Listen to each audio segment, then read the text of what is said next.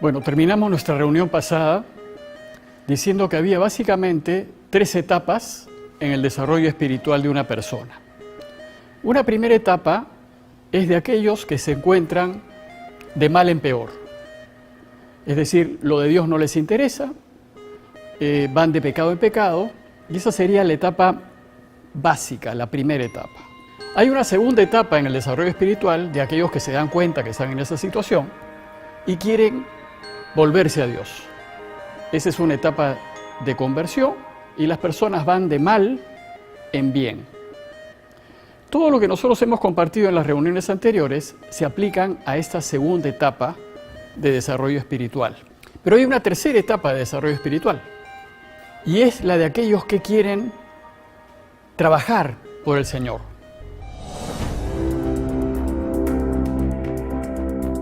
Entonces, lo que vamos a ver ahora se aplica a aquellos que se encuentran en esta tercera etapa de desarrollo espiritual, que es una etapa de seguimiento.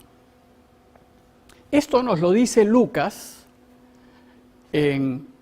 cuando dice: cuando el espíritu inmundo sale del hombre, anda vagando por lugares áridos, en busca de reposo. Pero al no encontrarlo, dice: me volveré a mi casa de donde salí. Y al llegar la encuentra barrida y en orden. Entonces va y toma otros 7 espíritus peores que él, entran y se instalan allí. Y el final de aquel hombre viene a ser peor que el principio. Entonces, con esta cita nos está describiendo la situación de aquellos que empiezan esta tercera etapa de desarrollo espiritual. La segunda etapa, que es la de la conversión, es donde uno deja su casa en orden, barrida y en orden, porque se han convertido de mal en bien. Pero cuando esto sucede y uno empieza a caminar de bien en mejor, la fuerza negativa, el mal espíritu, va a ser mucho más fuerte, mucho más insistente. Y por eso nos dice Lucas, lo dice Jesús en Lucas: este mal espíritu va y toma a otros 7 espíritus peores que él y entran, o sea, tratan de que nosotros nos equivoquemos a la hora de tomar decisiones. Esta etapa tercera, la etapa del seguimiento, el enemigo, el mal espíritu, va a hacer todo lo posible para que nosotros elijamos lo que nos aleje, lo que no nos acerque a Dios, lo que nos aleje de Él. Él ya sabe, porque lo hemos visto en las reuniones anteriores, que no nos podrá engañar y hacernos elegir a través de desolaciones, porque ya hemos aprendido que en desolaciones nunca debemos tomar decisiones. Las desolaciones eran su arma principal para engañarnos, para que no elijamos las cosas de Dios, y nos desolaba para que nos sintiésemos mal y no eligiésemos lo que Dios quería. Como ya sabe que no nos puede engañar porque estamos en esta tercera etapa, que vamos de bien en mejor, entonces, ¿qué va a hacer? Solo puede engañarnos a través de consolaciones. El problema es que hasta ahora nosotros habíamos aprendido que Dios nos guía por las consolaciones. Y cuando estamos consolados es porque Dios quiere que elijamos algo y eso es lo que tenemos que elegir. Pero ahora resulta que el enemigo puede intervenir en nuestras consolaciones, porque no lo puede hacer desolándonos. Entonces, ¿cómo podemos hacer ahora? Porque si nos puede engañar el enemigo a través de consolaciones, la cosa se complica. Nuestra primera pregunta es: ¿cómo puede el mal espíritu engañarnos a través de las consolaciones si parecía que siempre las consolaciones eran de Dios? Entonces lo va a hacer de 2 maneras. En primer lugar, el enemigo le va a restar importancia a las verdaderas consolaciones, para que nosotros al momento de tomar una decisión, digamos, como ya tiene menos peso la verdadera consolación, no elijamos eso. Y la segunda manera como él nos engaña en esta tercera etapa es creándonos falsas consolaciones, para que yo crea que son de Dios y elija lo que no es de Dios. Esta tercera etapa de crecimiento espiritual entonces es mucho más difícil porque tenemos que darnos cuenta qué es lo que está pasando. ¿Quién es el que me está creando la consolación? Yo tengo que descubrir entonces quién está detrás de mis consolaciones. Si la consolación es verdadera, voy a saber que quien está detrás es Dios. Pero si me creo una falsa consolación, entonces el que está detrás es el mal espíritu. Entonces lo que tenemos que hacer ahora es distinguir y discernir qué espíritu me está produciendo la consolación, para darme cuenta si es una verdadera consolación o es una falsa consolación. El discernimiento entonces se hace más delicado, más fino, tenemos que separar con más delicadeza lo que es de Dios de lo que no es de Dios. Para ayudarnos en esta tercera etapa de crecimiento, cuando nosotros queremos estar con Él, queremos cooperar, ayudarlo, colaborar, Ignacio nos ofrece una ayuda adicional, unas reglas que se conocen como reglas de segunda semana, o reglas para discernir espíritus, para separar espíritus. Esto me va a ayudar entonces a darme cuenta quién me está produciendo esta consolación. Y voy a descubrir si la consolación es falsa o es verdadera. Cuando yo descubra eso voy a poder elegir, porque inmediatamente que detecte que esto lo produce el mal espíritu, ya no lo voy a elegir. Lo cierto es que el mal espíritu nunca va a querer que nosotros elijamos lo que Dios quiere. Nunca lo va a querer. Y siempre y por todos los medios va a buscar obstaculizarnos, enredarnos, confundirnos, para que nosotros elijamos la alternativa que Él nos propone. Como ya no puede hacernos elegir lo malo, porque estamos en la tercera etapa, porque ya hemos decidido dejar el pecado y procurar caminar por el bien, entonces nos va a sugerir elegir lo menos bueno, lo aparentemente bueno, lo que me distrae de Dios. Él va a querer que yo elija aquello que no me acerque tanto a Dios. Porque ya no me va a poder hacer elegir lo que me separa definitivamente de Dios, porque yo quiero vivir con Él, quiero seguirlo, quiero estar con Él. En consecuencia, cuando nosotros nos encontramos deseosos de colaborar con Él, deseosos de hacer el bien, deseosos de crecer, tenemos que estar muy atentos para no ser engañados por el mal espíritu. Y lo que tenemos que hacer es distinguir quién es el que me está consolando. Eso es lo que tengo que hacer. Pues recién, una vez que yo sepa qué espíritu está detrás, voy a poder tomar una decisión con mucho más certeza. En esta etapa de seguimiento, el enemigo va a procurar engañarnos para que decidamos mal. ¿Y cómo lo hará? Nos hará creer, porque así va a funcionar, si nos observamos, nos hará creer que las verdaderas consolaciones que estoy sintiendo y que me las produce Dios, no son de Dios. Eso es lo primero que va a hacer. Para que yo, como no me doy cuenta y pienso que ya no son de Dios, pues las deje de lado y no las siga. Y segundo, nos va a mover en falsas consolaciones, para que creamos que son de Dios. Y entonces, a la hora de elegir, elija lo que me separa de Él. Entonces, lo primero que hace Ignacio para ayudarnos a distinguir es afirmar que las verdaderas consolaciones solamente son de Dios. Dios solamente puede producir en nosotros verdadera paz, verdadera alegría, verdadera tranquilidad.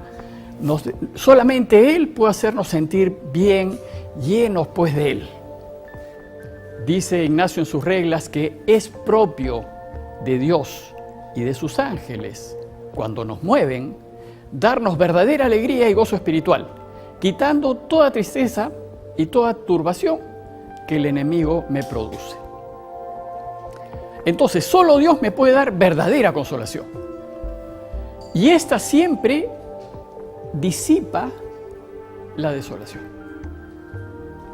El caso de Jesús, ¿no? Cada vez que se encuentra con sus discípulos después de la resurrección, les va a decir, no teman. El temor, recuerden que es desolación. Entonces les disipa el temor y se llenan de profunda alegría. O sea, los consuela. Eso solamente lo hace Dios. Cuando la consolación es verdadera, cuando la consolación es de Dios, el mal espíritu no puede impedirla porque es de Dios. No puede ir en contra. Lo único que puede hacer es descalificarla. Eso sí puede hacer. Para que nosotros no gocemos de sus beneficios y no elijamos entonces su alternativa. Lo que busca el enemigo es que la verdadera alegría que estamos sintiendo desaparezca. O la pongamos en duda, o la cuestionemos, o se la atribuyamos a otras causas, pero no a Dios. Eso es lo que va a tratar de hacer. Por eso Ignacio en sus reglas dice que es propio del enemigo trabajar contra la verdadera consolación. Trabajar contra significa atentar contra ella, disminuirla, despintarla, quitarles méritos, atenuarla. Es decir, va a querer que nosotros no le hagamos caso. Eso es lo que va a hacer. ¿Y cómo lo hace? ¿Cómo hace él que yo no le haga caso? Nos va a atraer a la mente aparentes engaños, justificaciones, razonamientos, sutilezas, dirá Ignacio, que nos van a confundir. Y entonces yo voy a pensar que realmente no es tan verdadera esta consolación que estoy sintiendo. Nos va a hacer creer que las verdaderas consolaciones son inventos. Creo que son así, pero no les hago caso. Por ejemplo, vamos a suponer que una persona que me ha hecho daño viene a pedirme perdón. Realmente la persona viene con mucha sinceridad a pedirme perdón y me lo dice y me da un abrazo. Mi reacción inmediata es una consolación porque acá hay un acto de Dios, o sea, una persona me está pidiendo perdón. Entonces mi primera reacción es de alegría, de contento porque quiere arreglar las cosas conmigo. Pero inmediatamente esa consolación que es verdadera, porque une, porque trae paz, porque trae hermandad, inmediatamente el enemigo me mete un pensamiento. ¿Será sincero su abrazo? Si yo lo conozco a ya me la ha hecho otras veces. Entonces, este pensamiento, este gesto de la persona esta que me viene a pedir perdón y que me genera alegría, contento, y que es de Dios porque une, inmediatamente el enemigo filtra sus pensamientos y me hace ya no estar tan contento. Porque ahora dudo de la sinceridad del perdón de esa persona. Y los argumentos que me trae a la mente es, ya lo conozco, ya sé cómo es, ya me la ha hecho otras veces. Entonces, en lugar de gozar de esa consolación verdadera, ya no la gozo, ya dudo, la cuestiono, y entonces no disfruto verdaderamente de la reconciliación. Entonces, ¿qué tengo que hacer? Lo que tenemos que hacer es, para yo poder distinguir, tengo que profundizar en mi discernimiento y descubrir si la consolación que yo estoy sintiendo es verdadera o es falsa. Y para hacerlo, el discernimiento tiene 3 pasos.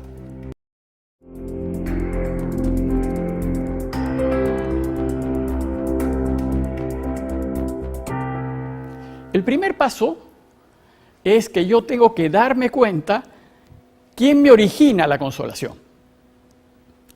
Yo tengo que examinar, dice Ignacio, el origen. Recuerden que todo esto solamente es posible si nosotros nos examinamos, si nos observamos a nosotros mismos, si le dedicamos un tiempo en el día o un par de momentos en el día, en donde yo analizo y examino lo que está pasando en mí. Cuando yo me detengo para observarme, entonces yo puedo analizar. Y lo primero que dice Ignacio que tenemos que analizar es el origen de la consolación. ¿Quién me la causa? Si la consolación no tiene causa, dice Ignacio, si no tiene causa, es de Dios. Y es verdadera, y ahí termina mi análisis, porque si me doy cuenta que nada me la ha causado, es de Dios. Pero, dice Ignacio, pero hay que tener cuidado, ¿qué sucede después? Si tiene causa, entonces hay que seguir analizando, porque si tiene causa puede ser causada por el bueno o puede ser causada por el malo. Entonces necesito analizar mis pensamientos y mis sentimientos. Entonces el segundo paso es analizar los pensamientos y el tercer paso, analizar los sentimientos. Entonces 3 son los pasos del discernimiento. Primero, analizar el origen. Segundo, si tiene causa, analizar mis pensamientos. Y tercero, analizar mis sentimientos. Entonces veamos primero el origen. ¿Cómo yo me doy cuenta quién me origina la consolación? Ignacio nos dice que antes tenemos nosotros que darnos cuenta, que tenemos que caer en cuenta si tiene causa o no tiene causa. Y él explica y dice, sin causa quiere decir que no hay ningún sentimiento o pensamiento previo que haya tenido su causa en algún objeto por el cual se produce la mencionada consolación. Es decir,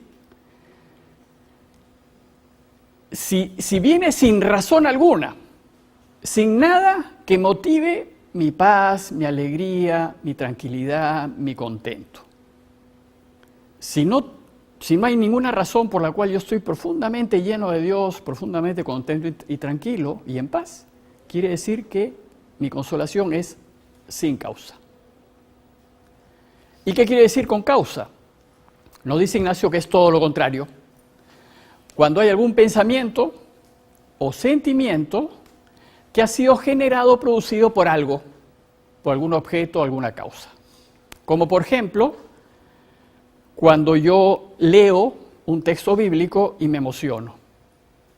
Cuando yo me emociono, quiere decir que estoy consolado con causa, porque la lectura es la que hace que yo me emocione. O por ejemplo, cuando contemplo un paisaje o una obra de arte y me emociono hasta las lágrimas a veces. Esa es una consolación con causa, porque es lo que yo estoy viendo lo que me hace consolar.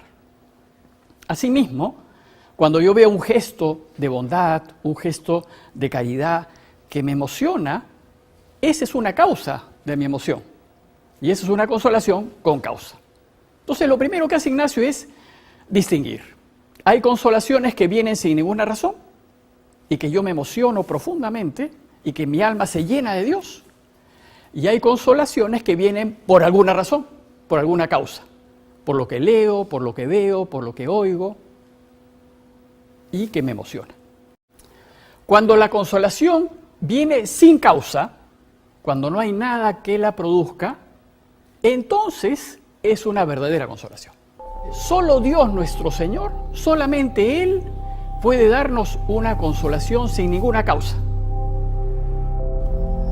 Porque Él puede entrar y salir dentro de nosotros y nos puede llenar completamente de amor, de paz, de tranquilidad, de alegría intensa. Solo Dios puede hacer eso. Solo Él puede entrar y salir en mí, en mi corazón, sin ninguna razón. Porque Él es el dueño. Y Él es capaz de llenarme profundamente de alegría, de paz, etc. Cuando descubrimos entonces que nosotros estamos consolados sin ninguna razón, porque de repente me siento pues totalmente lleno del amor de Dios. Entonces estoy viviendo o estoy teniendo una verdadera consolación. Estoy siendo movido por Dios y entonces ahí yo puedo decidir, puedo tomar una decisión porque Dios me está guiando. Dios está detrás mío. Y lo puedo hacer sin temor a equivocarme. Un ejemplo de Mateo 16.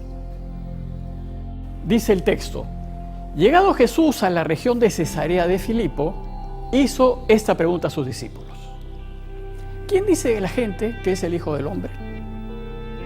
Ellos dijeron: unos que Juan el Bautista, otros que Elías, otros que Jeremías o uno de los profetas. Y entonces Jesús les dice: ¿y ustedes? ¿Quién dicen que soy yo? En este momento Pedro se pone de pie delante de todos y declara: tú eres el Hijo, el Cristo, el Hijo de Dios vivo. Y entonces Jesús, replicando, le dijo: eres bienaventurado, Pedro, porque esto no te lo ha revelado la carne ni la sangre, sino mi Padre que está en los cielos. O sea, ¿qué pasa acá? Aquí Pedro tiene una consolación sin causa. Pues ningún motivo ha habido para que realmente Pedro exprese un aumento de fe. Y ha confesado públicamente que Jesús es el Mesías. Si ustedes recuerdan, en las primeras reuniones dijimos que uno de los modos de reconocer si estamos en consolación es que tenemos más fe, tenemos más caridad, tenemos más esperanza. Y aquí Pedro tiene más fe, porque afirma que Jesús es el Cristo, el Hijo de Dios vivo. Entonces Pedro está consolado, eso es lo que nos está diciendo el texto. Pero es una consolación que no tiene ningún motivo. Y Jesús, que es un maestro en discernimiento, se da cuenta que Pedro está siendo consolado. Y le va a decir: eres feliz, Pedro, porque lo que ahora estás diciendo viene de Dios. No te ha revelado la carne, sino mi Padre que está en los cielos. Pedro, de hecho, es alabado públicamente por Jesús. Sin embargo, hay un peligro en estas consolaciones sin causa. Hemos dicho que son solamente de Dios, pero nos dice Ignacio, pero tienen que tener mucho cuidado con el tiempo que sigue inmediatamente después. ¿Por qué? ¿Qué sucede? Dios nos ha movido el corazón porque Él quiere, pero nuestro corazón ha quedado tocado por el Señor. Inmediatamente después de eso se mete el enemigo y se aprovecha de eso que nos ha dejado la consolación. Entonces dice Ignacio, cuando la consolación es sin causa, ya sabemos que no hay engaño y ya sabemos que es solamente de Dios. Sin embargo, dice él, la persona espiritual a la que Dios le da la tal consolación tiene con mucha vigilancia y atención, tiene que examinarse y fijarse y distinguir el tiempo preciso en el que ha sentido la presencia de Dios del tiempo que sigue. ¿Por qué? Porque en el tiempo que sigue a la actual consolación, en que la persona se queda, dice Ignacio, caliente y favorecida de la intervención de Dios, sucede muchas veces que ya sea por nuestros propios razonamientos o ya sea por los pensamientos que nos siembra el buen espíritu o que nos siembra el buen espíritu, lo que decidamos o imaginemos o pensemos ya no es dado inmediatamente por Dios, porque hemos intervenido. Por tanto, dice Ignacio, antes de dar crédito a lo que pensemos, hay que examinarnos. Lo que voy a decir después, ¿realmente me lo sigue produciendo Dios o ya no me lo sigue produciendo Dios? Y este es el texto que continúa al texto de Mateo que les acabo de decir. Cuando Pedro dice, tú eres el Mesías, el Hijo de Dios vivo, y Jesús lo alaba y le dice, bienaventurado eres Pedro por lo que acabas de decir, porque esto está con una consolación sin causa. Inmediatamente después, nos dice Mateo, Jesús comenzó a manifestar a sus discípulos que él tenía que ir a Jerusalén. O sea, les va a contar que él ha tomado la decisión de ir a Jerusalén. Y además les dice que su decisión va a significar que, llegado a Jerusalén, lo van a matar, pero resucitará el tercer día. O sea, él les está diciendo a los suyos, miren, me acaban de reconocer como Mesías y ahora les cuento la decisión que he tomado. He tomado la decisión de ir a Jerusalén, pero allí me van a matar. Entonces, ¿qué hace Pedro? Que acababa de ser consolado. Lo toma aparte, dice el texto, y se puso a reprender a Jesús, diciéndole, lejos de ti, Señor, de ningún modo te sucederá esto. Lo que está haciendo Pedro es lo que haríamos cualquiera de nosotros. ¿Para qué vas a subir a Jerusalén? Si te van a matar, mejor vámonos a Galilea. En Galilea vas a estar tranquilo, todos te quieren, nadie te va a hacer daño. ¿Para qué vas a subir a Jerusalén? ¿Y qué cosa hace Jesús en ese momento, que es un maestro en discernimiento? Detecta que detrás de los pensamientos de Pedro está el mal espíritu. Y le va a decir, volviéndose, dice el texto, se dirigió a Pedro y le dijo, quítate de mi vista, Satanás. Porque ahora eres escándalo para mí, porque ahora tus pensamientos ya no son de Dios, sino de los hombres. O sea, ¿qué le está diciendo Jesús? Acabas de tener, Pedro, una consolación sin causa, pero tú te has quedado tocado por Dios y crees que los pensamientos que vas a tener después son también de Dios. Pero ahí se mete el mal espíritu. ¿Y qué es lo que hace? Usa a Pedro para tratar de convencer a Jesús que no suba a Jerusalén, para tratar de hacerle cambiar de decisión. Esto es bien delicado porque nosotros solemos aconsejar a otros. Y cuando nosotros aconsejamos a otros sin saber quién me está moviendo, podemos hacer que los demás cambien de decisión, de una correcta decisión, a lo que yo creo que es la mejor decisión. Entonces tenemos que tener mucho cuidado. ¿Por qué lo hace Pedro? Pedro hace esto porque después de una consolación como la que tuvo, uno se siente lleno de Dios y se ufana de que está siendo movido por Dios. O sea, se cree. Y entonces, al creerse y olvidarnos que la consolación es un regalo, entonces me siento con derecho para aconsejar a Jesús lo que tiene que hacer. Pero lo hacemos nosotros también. Y otros nos lo hacen a nosotros, desde sus puntos de vista, desde sus vidas. Y nos pueden llegar a hacer cambiar de decisión. Pero Jesús, como tenía claro lo que había decidido, y lo había decidido en consolación, se da cuenta de cómo el enemigo quiere meterse usando a sus grandes amigos para que él decida, bueno, sí, pero tienes razón, ¿para qué voy a subir? Porque me van a matar. Mejor vámonos a Galilea. Por tanto, dice Ignacio que antes de darle crédito al pensamiento que hemos tenido, hay que examinar muy bien y distinguir el tiempo preciso en donde yo soy consolado sin causa de los pensamientos que me vienen después. Porque en los pensamientos que me vienen después, entonces yo me puedo equivocar.